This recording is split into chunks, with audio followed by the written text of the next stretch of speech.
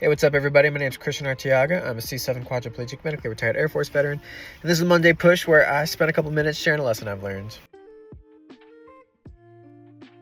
So lately, I've been thinking about how my definition of strength has changed a lot since my injury. As you may know, I've been doing a lot of camping lately, and on these trips, I typically will take my sister.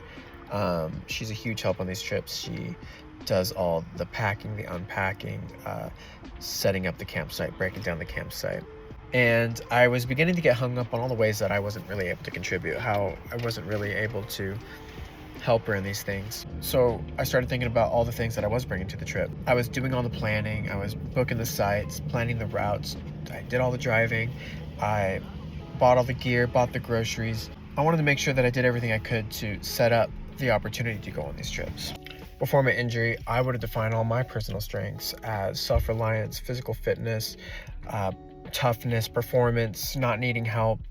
But since my injury, a lot of those strengths became less relevant. And even though my identity was in a lot of these strengths, I really had to shift my thinking after I got hurt. Strength doesn't have to look like having to carry everything.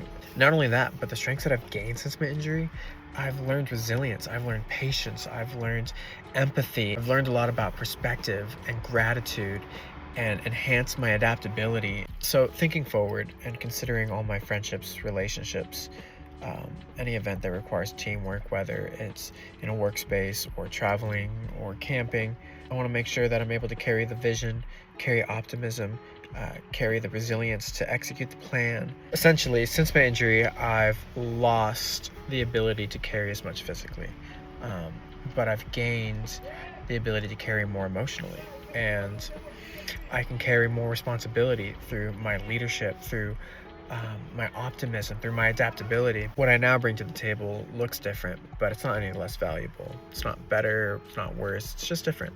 And the goal of my trips aren't identical contributions.